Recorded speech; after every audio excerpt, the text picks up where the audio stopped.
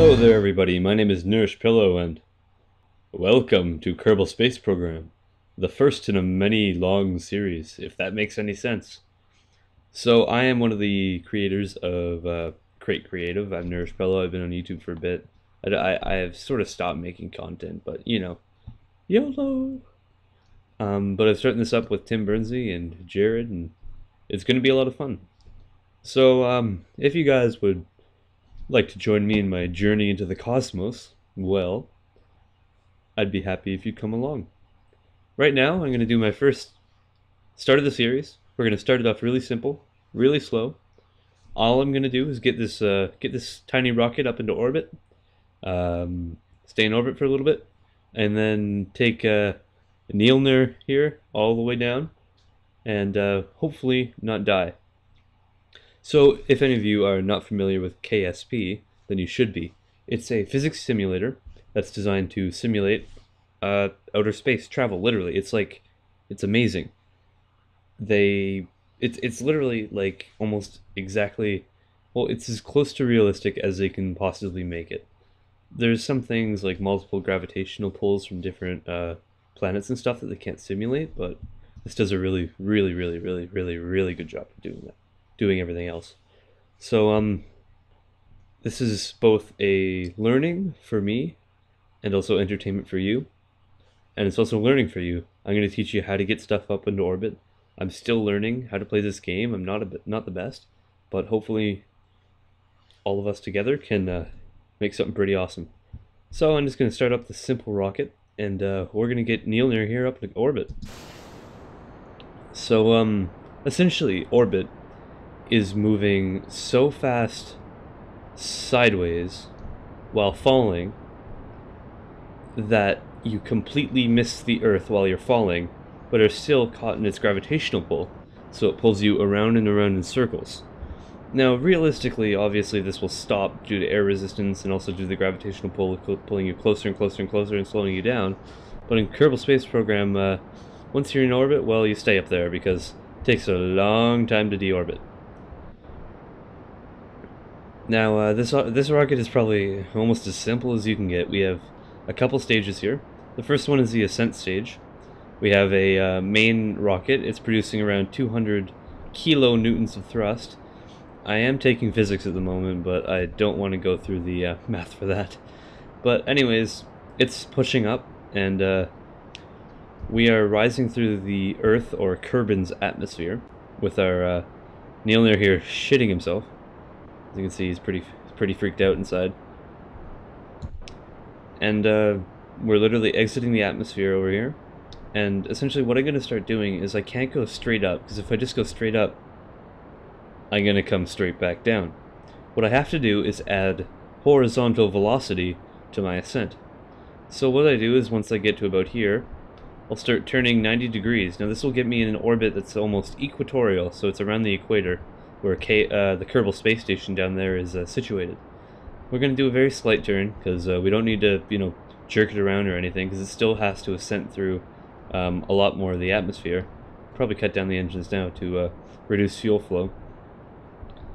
But essentially what we're going to do is we're going to catch enough speed that will send us rocketing towards the other side of Kerbin, and hopefully make us go around. Now, for the start of this video, well, for the start of this series, I'm going to do a very simple orbit. I'm not going to actually circularize it, so you go around and around and around. We're just going to exit the Earth's atmosphere, float around in space for a little bit, and then hopefully land back down and not kill anybody. So as you can see, this rocket's pretty much out of fuel now, due to well, burning all the fuel. You can see we're in orbit now. So what I'm going to do is detach that stage, kick off on the next engine. Wow, and you can see that once you lose all that weight, you can see how fast you can control this. And trust me, it can get really unwieldy really fast. So now that we're in orbit, I don't really want to do much because, well, that's going to lengthen the video and take a while, but looks like our current flight path is to go up over the ocean and land back down on this little peninsula sort of thing right here. So I think that's a pretty good flight plan for what we want to do. If you want, guys. Yeah, you know what? Let's do it. No, never mind.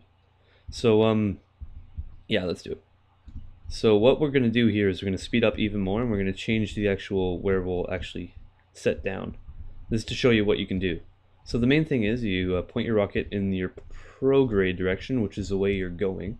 Fire off the engines, and that will accelerate us, making the speed and making the landing site move farther out. So say I don't want that. Say I want to land where we were actually. So what I want to do is actually rotate around to the opposite direction of where we were going. See, we're traveling in the direction towards the sun, but we're actually facing the wrong way. And what I can do is actually fire off the engines. It'll slow us down, bringing our landing site closer to where we want it to be. And I'm not going to do too much of this because it'll lengthen the video, and we just want to keep this short and sweet. So if we can just get on land, because land's much more fun to land on than water, because you actually get to see stuff. Alright, that's probably good, because the parachute will slow our ascent closer to the western shore of that peninsula sort of thing. So what we can do now actually is, since we don't need this, and it's just dead weight, just eject that. And now all we need to do is wait until we set down. So the easiest way to do that is to just time warp this, because it's going to take a little bit of time to speed up. And whoa, okay, scary, scary, scary.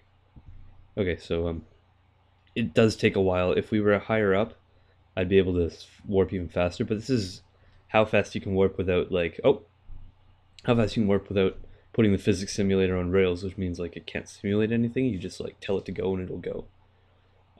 What you just saw there was part of our debris from the original 2 engines. Okay, so now you can see that, whoa, okay, so the 2 engines crashed into the ocean. Now you can see that the apoapses is actually decreasing. This is because we're actually entering the Earth's atmosphere at the moment and aerobraking, which means the air is actually rushing through that little bottom right there and creating air resistance, which is in turn slowing our capsule down. So I'm just going to wait until we lower how high we are actually a little bit farther down, because or else we'd be waiting a while for this parachute. But you can see that that thing doesn't have very much like air resistance, so it just flew off to the other side of the coast.